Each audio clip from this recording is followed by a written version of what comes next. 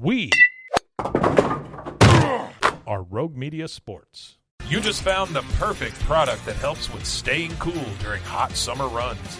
No more gross warm water. Stay cool with this product from Gear Handle. This hydration tube cover helps keep your water cool and easily accessible.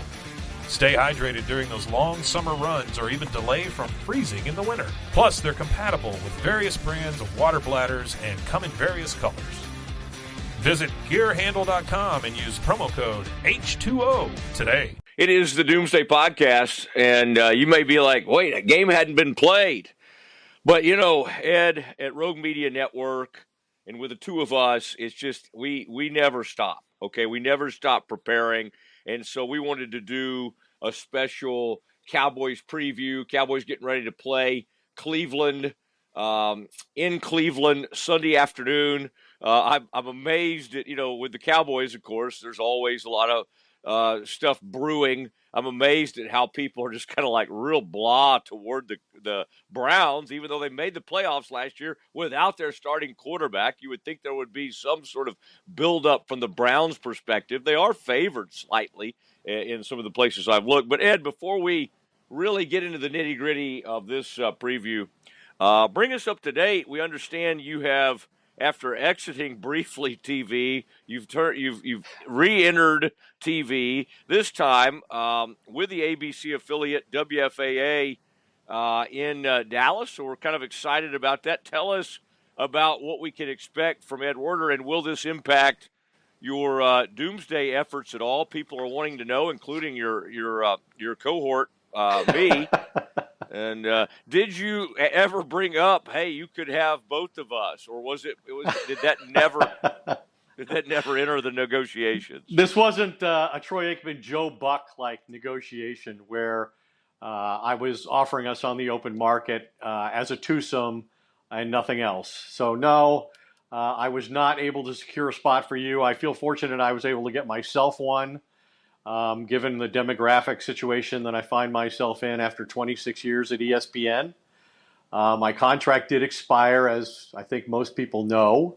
I am glad that among my portfolio elements this year will be the Doomsday Podcast, a very high priority for both of us. But yeah, it was announced yesterday.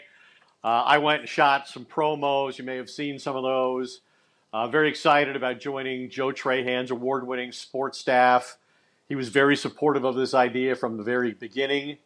Carolyn Mungo is the station manager. Sean Hamilton is the sports director. Pete Friedman runs the online element. And I'll be working 3 days a week. I'll do some television as part of my Cowboys coverage. And then on Tuesdays and Thursdays, I will also be providing an online element, a written element, something I haven't done in a very long time. So I'm excited about joining this team.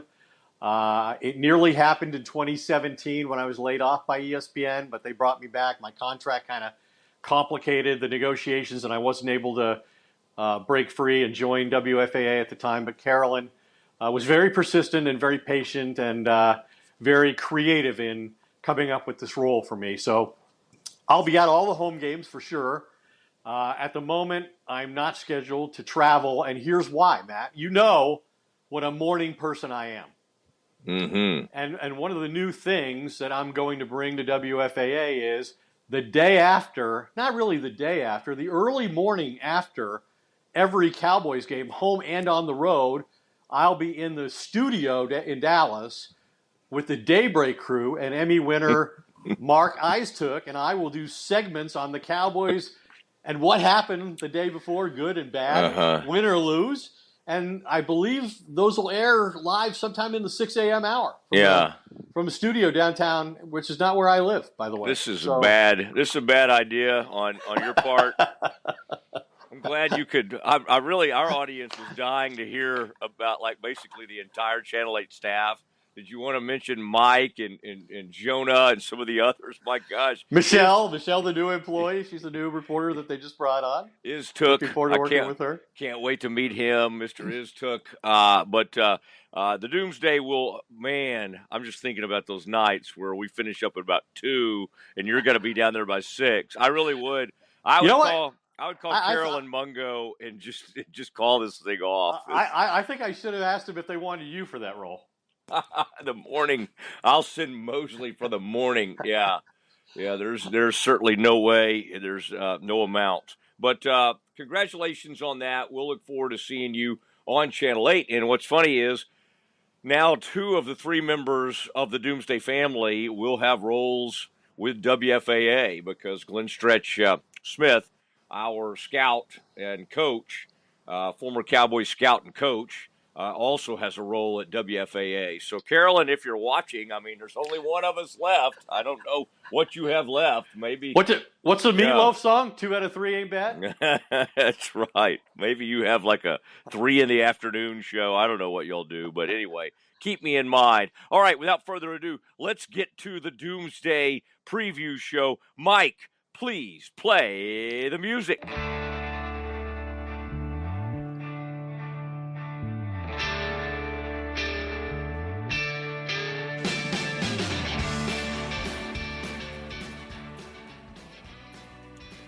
All right, and there it is, Ed Werder, Matt Mosley, and it is time for the season.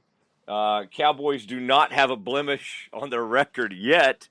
Here come the Browns. Cowboys will head to Cleveland and play this. And Ed, what used to be a rivalry. I was reading one of our buddies, Tim, and dating himself as always, talking about the great rivalry of the 1960s with the Browns, and the old Cowboys couldn't break through. And then finally, in like 67 or 68, they started breaking through and beating the Browns. But the Browns, after the merger, were sent in the opposite direction, and so it has not quite been the battle that it used to be. And so the Cowboys show up in Cleveland, and 2 very interesting quarterbacks. Let's talk first about the Cowboys quarterback, Dak Prescott. And as sure as we tape this on Wednesday, he will not have a contract. By Friday, somehow they'll get it together and he'll have a contract. But we think they will let him enter the season without a contract. And obviously he's still in the final year of his contract without a new contract. And Ed, interesting, since we last talked, back and forth between Dak and Jerry, Jerry just kind of walking all over the place. In fact, Aaron, I saw somebody make the point that maybe this was in the Ringer story I was reading this morning. They said Jerry's a month older than Joe Biden. Not sure what their point was, but they did make that argument, sort of as the debates come up. I think it was in that context. But Jerry was kind of wandering around, talking about the contract. He's been somewhat hopeful, but Dak basically says, I don't pay any attention to anything Jerry says. And I thought it was a pretty honest moment from Dak.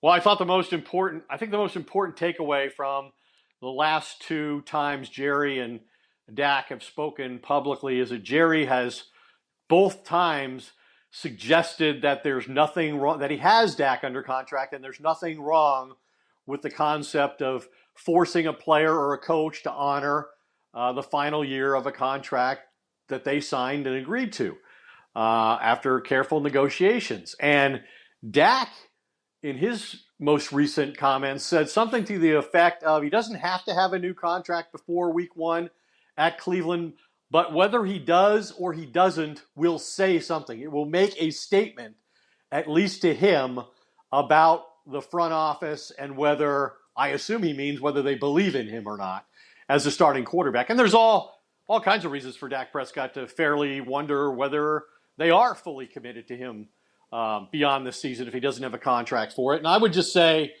the one good thing about this, if Mike McCarthy goes into the final year of his contract, the entire coaching staff on the final year of their contracts, Dak Prescott and 20 other players in the final year of their contracts, including Zach Martin, DeMarcus Lawrence. It has the potential. Jerry thinks it motivates people, first of all, to be in that situation.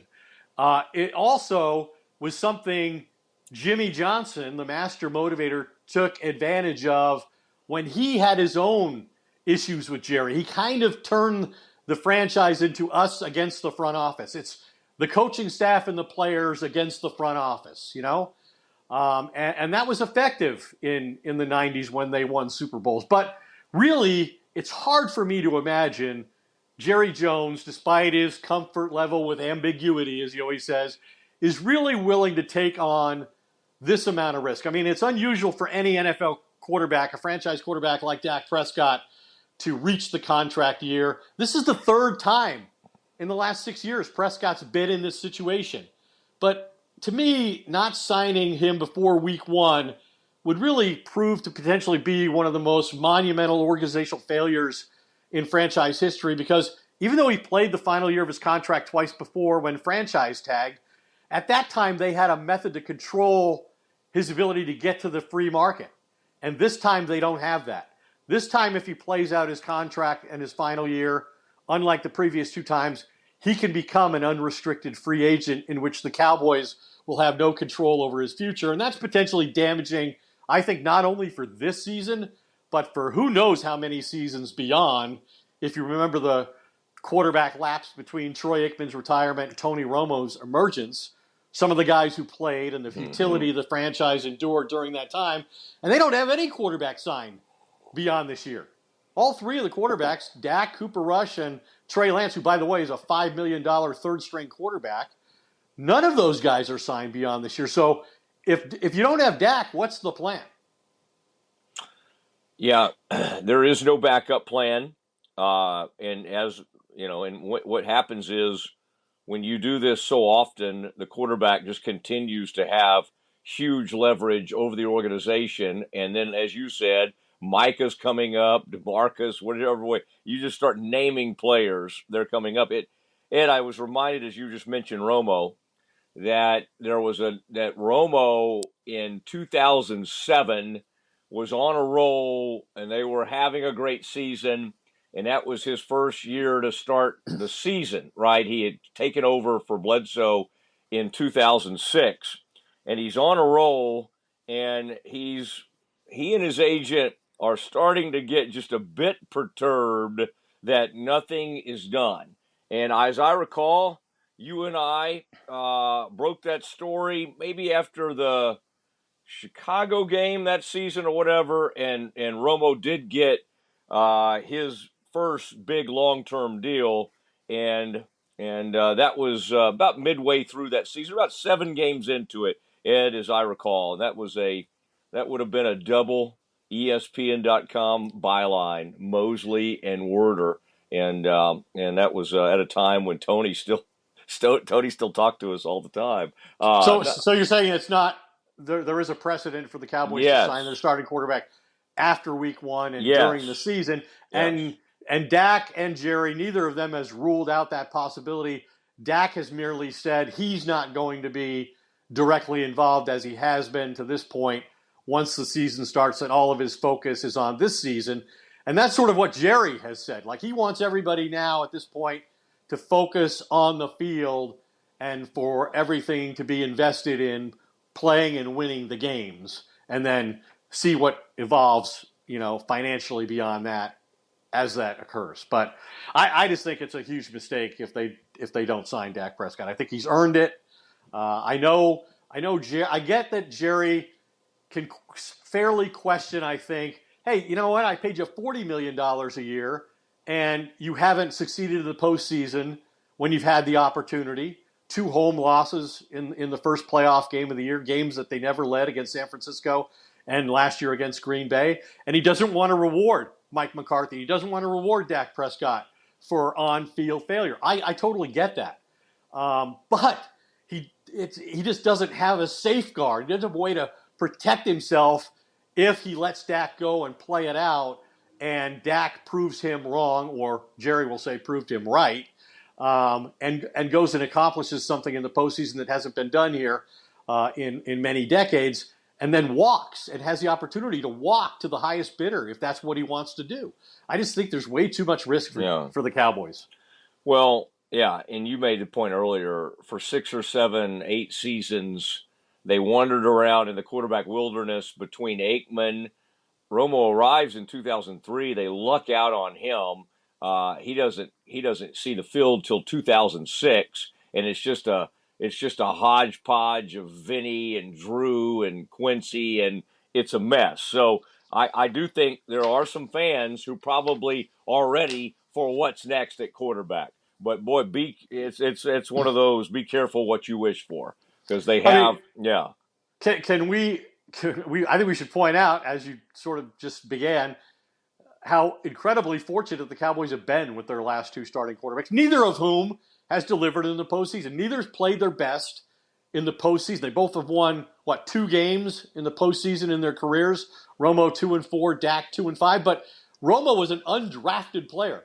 I mean, one of the greatest undrafted quarterbacks in history. And Dak, at the very moment Romo's career came to an end in the preseason in Seattle with the back injury, there's Dak Prescott, a 4th-round pick, not expected to suit up, who goes out and wins 13 games that year.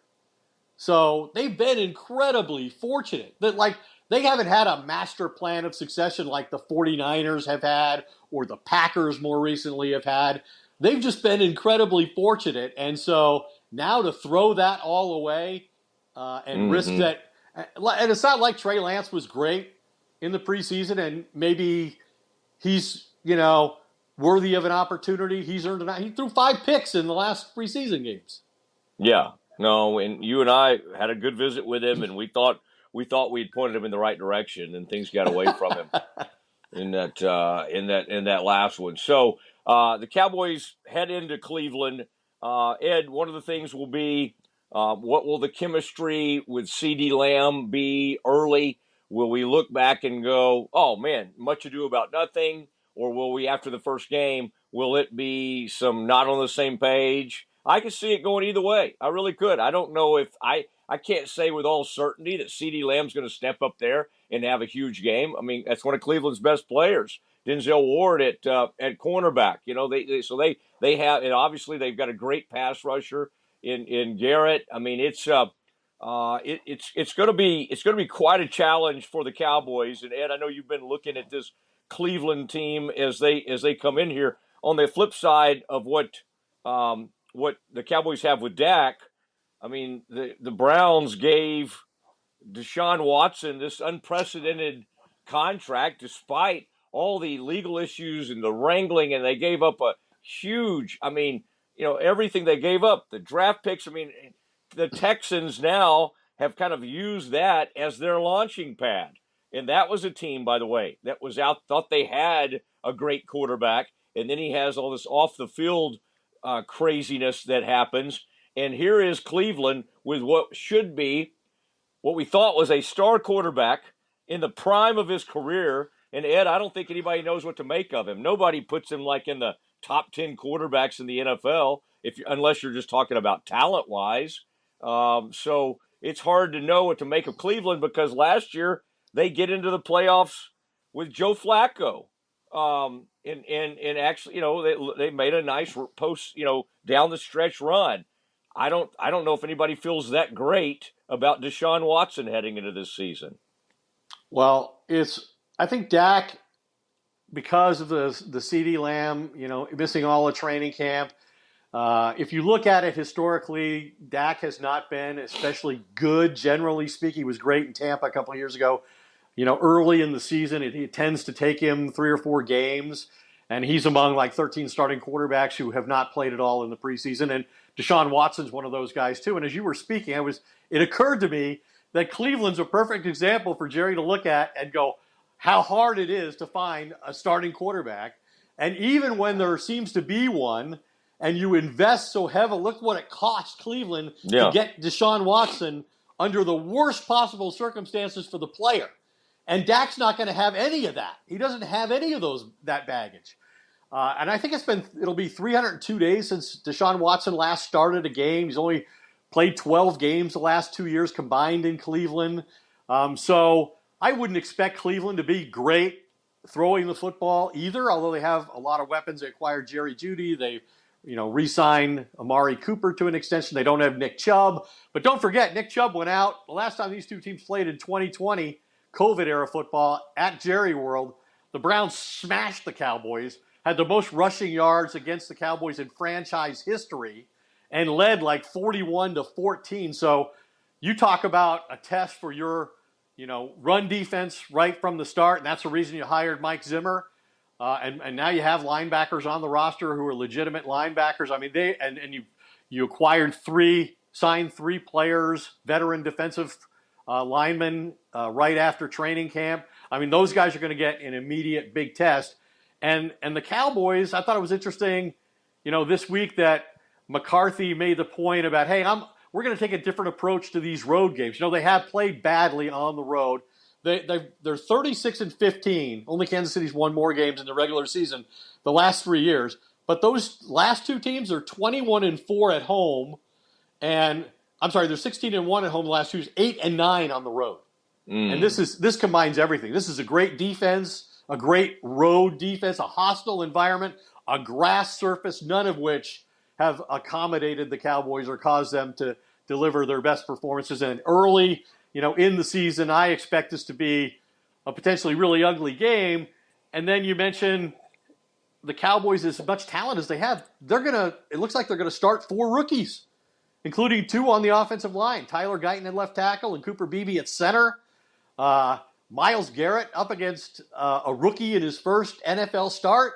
I mean, I talked to Terrence Steele, the right tackle, the last time the Cowboys played the Browns, and I think Myles Garrett had 2 sacks, 1 a strip sack against Terrence Steele. And the one thing he said, Matt, was the one thing that Guyton has that he didn't in his week of preparation is a lot of practice snaps against Micah Parsons, who was not yet in the NFL in 2020 as Terrence Steele got ready to play against Myles Garrett. So maybe that makes something of a difference. But I think this is going to be a very, very difficult game for the Cowboys on Sunday. I'm glad you brought up Micah, and I want to talk about that for a second. But because, of course, everything seems we have to talk through the contract, but let's stay on the field with him. I did want to say real quick, though, because I had I had heard something about this, and so I wanted to make sure I had the quote right.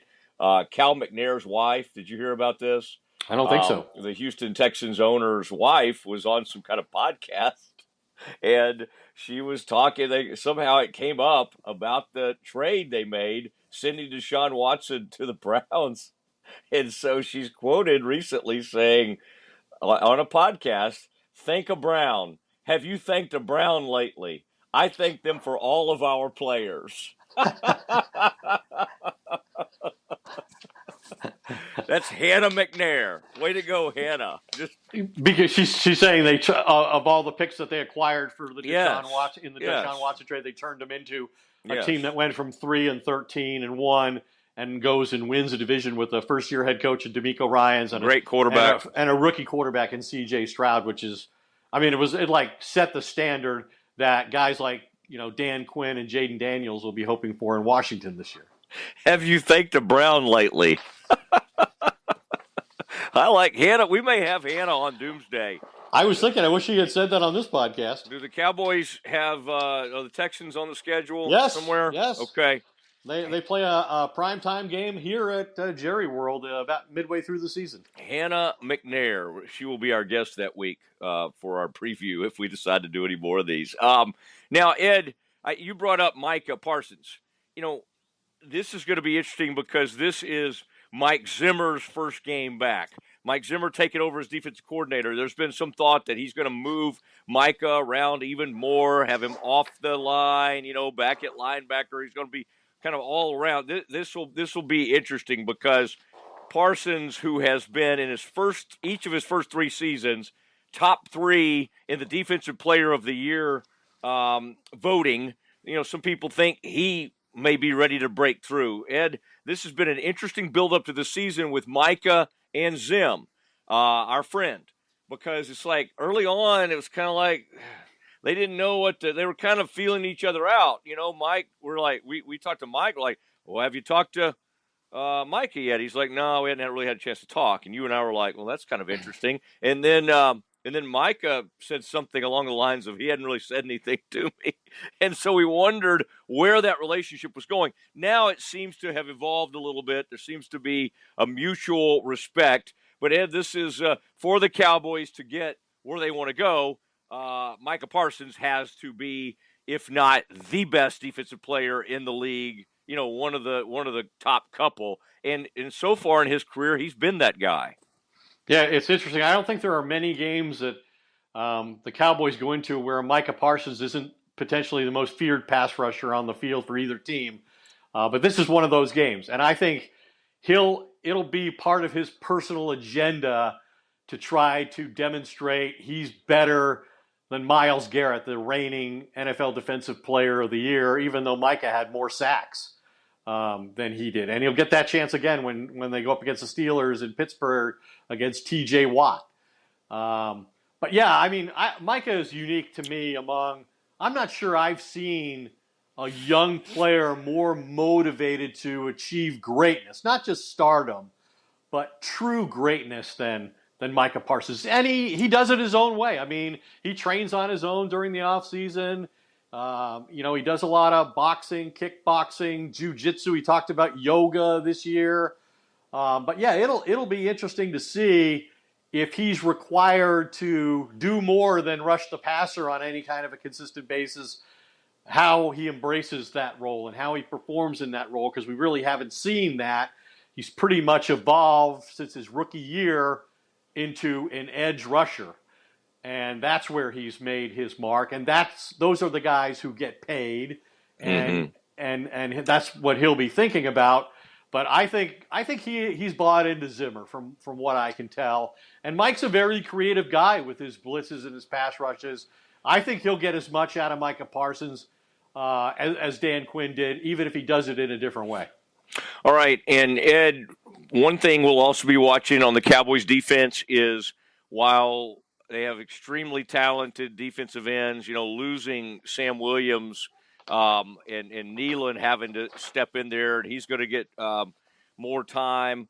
The middle of the Cowboys defense, Mozzie Smith, Osa Odigizua, expected to get the start. Ed, I would say that's where Cleveland has a big advantage. I'm told that, boy, you follow all these teams, but between Wyatt Teller, Ethan Pocic, and Joel Bitonio, extremely strong in the interior of their offensive line. And, Ed, the Cowboys had to go get Linval Joseph. They had to bring another veteran in. Jordan Phillips. Yeah, I'm thinking about the kid from Oklahoma. But, yeah, they had to fortify the D-line. And quite honestly, Carl Lawson. It's just not – I would just say that defensive line is not as deep or not as talented, especially at tackle, as it has been in the past. And you're waiting to see, while Mozzie has shown signs this preseason of turning the corner, you're waiting to see what you have there. So I going into this game, I would have to say, just looking on paper – advantage Cleveland with the interior of their offensive line against these defensive tackles. Well, I think the Cowboys, obviously, they sort of moved free agency, right? They were criticized in the spring for being the last team to sign a player, for really not being involved at any kind of significant level at all, especially when you're talking about making a scheme change on defense from Dan Quinn's approach to Mike Zimmer's. But I mean, that's kind of what they did as they got down to their final weeks of roster building at the end of training camp. And they were very active in free agency, especially on the defensive line, going out and getting players with size, proven veterans that they can depend upon. And I think all of that will come to bear. This is going to be, you talk about, like Mike, McCarthy talked about the emphasis this offseason on physical run game, physical defense, being physically tough and mentally tough.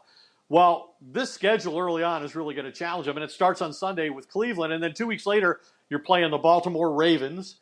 You've got the Pittsburgh Steelers. You've got the Lions. You've got the San Francisco 49ers. All of those are some of the most physically tough teams in football, play a very punishing style that takes a lot out of an opponent, and I think they're better for going out and getting these veteran players because they're not going to wear out until late in the year. They should be fresh now and ready to go. And they know what it takes to get ready at this point. If they're not in training camp, they did it by choice, and they feel comfortable that they can come in and play right away.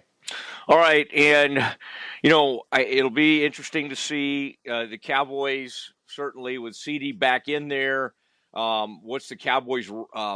What's this Cowboys run game? I mean, not one of the most dynamic groups the Cowboys have ever rolled out. In fact, Ed, I would say, they had that one season where they had to trade for Amari because they were so bad at wide receiver.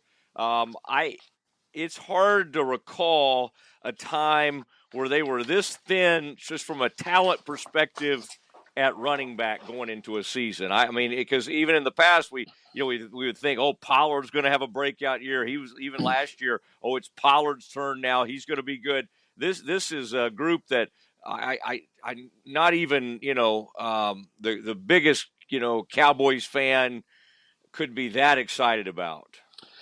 Yeah, I think, talking to people at training camp and in the time I've spent at the Star since, they made a conscious decision this offseason not to pay the running back position. They paid Zeke at the top of the running back scale for a number of years.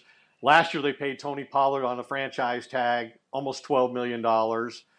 And now what they're doing, though, at the other extreme seems almost nonsensical to me, in that you're starting two rookies on the offensive line at key positions for the first time since 2011. And that was when Tyron Smith and Bill Nagy started as rookies on the offensive line in week one. So you're banking on an offensive line that features two rookies, and you're putting them with running backs who are either nondescript in Rico Dowdle or veterans who are clearly descending players. I mean, Ezekiel Elliott and Dalvin Cook both had poor statistical years last year. Now, they were with bad teams. There aren't worse offensive teams than the Patriots and the Jets last year.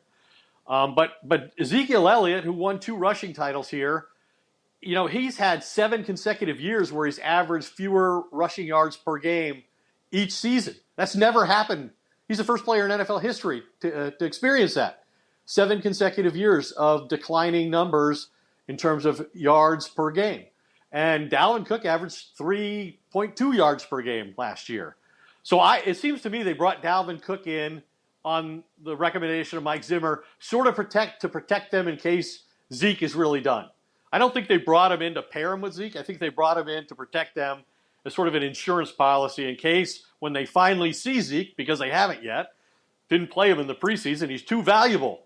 2 years ago, he doesn't have value, and they let him go. They seemingly end his Dallas career. Now they bring him back, and he's so valuable that they don't play him in the preseason. So they have no idea really what he's capable of. I do think he's going to be he's a benefit in the locker room from a leadership point of view.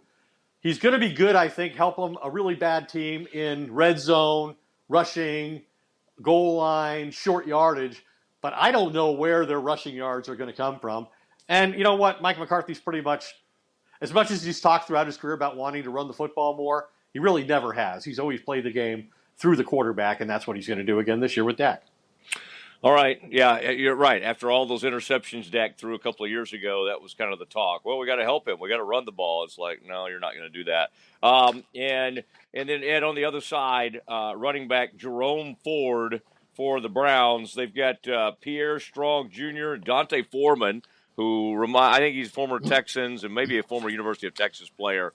Yes. Yeah, so that is their running back room. And I would say, you mentioned Jerry Jeudy coming over to go with Amari Cooper and Elijah Moore. Always interesting when you see a former player with Amari situation, and the Cowboys got so little for him after he was a very valuable player for the Cowboys. And as I recall, Ed, Amari Cooper was basically sent packing for the way he handled COVID, if I'm remembering that correctly, right? Right. He was unavailable because he tested positive for COVID and didn't get vaccinated, and cost them games at Kansas City and at home against the Raiders. He missed both of those games around Thanksgiving time, both of which were bad losses for the Cowboys, and it seemed like that drove the franchise's decision to move on from Amari Cooper. They traded him to Cleveland for like a 5th-round pick or a 6th-round pick.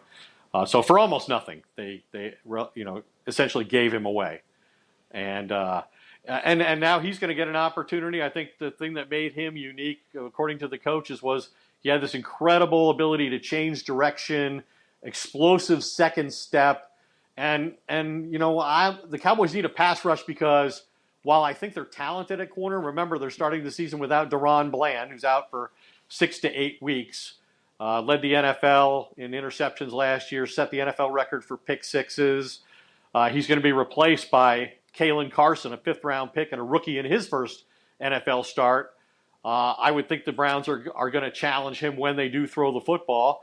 And on the other side, Trayvon Diggs is coming back from essentially an entire season lost to an ACL injury. And so the Cowboys are going to start the season, I think, a little uncertain of what exactly they have there early in the year. All right, the Cowboys, a team that you can bank it, Ed. You find great cornerbacks in the 5th round, and then in the 4th round you find great quarterbacks. All right, they just know how to do it, and that is the way we get this thing started. Now, Ed, I do not want to.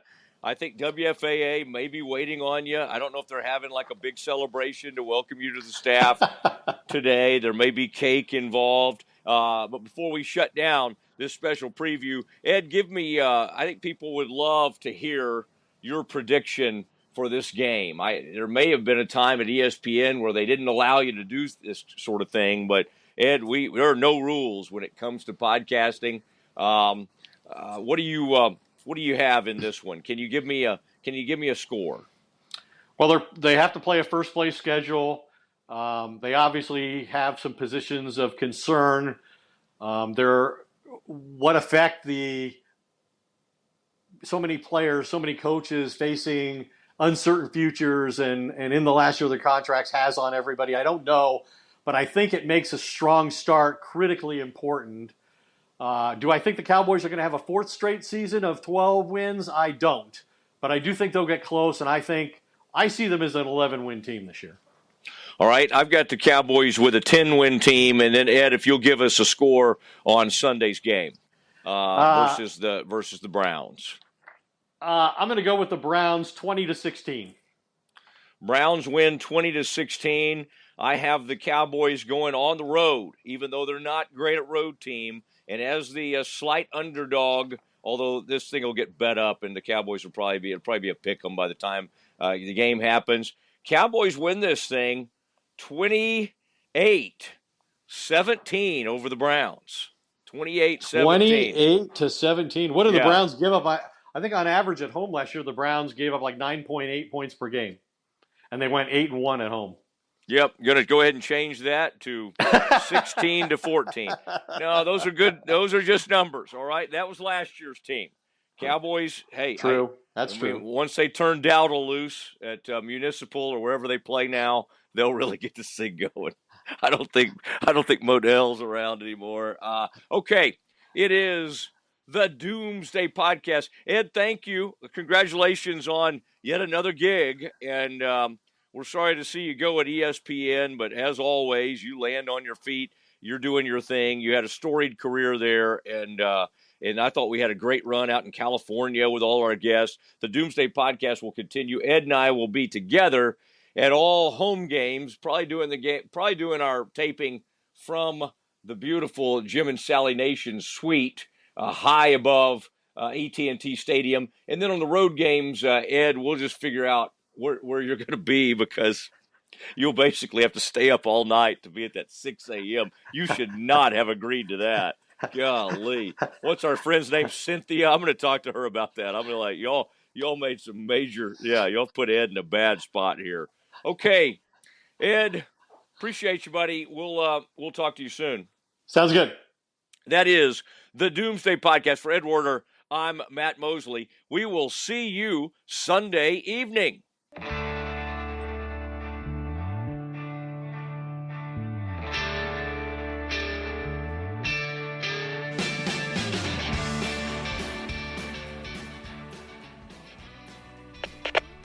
We are Rogue Media Sports. Are you a podcaster? Let's talk podcast hosting. Are you tired of your current podcast host? Need real support in a community that gets it? At Rogue Media Network, we offer top-tier podcast hosting services to help you thrive. From hosting and distribution to dedicated support, we've got you covered. Starting as low as $25 a month. Join our community of passionate podcasters today. Contact us at hello@roguemedianetwork.com.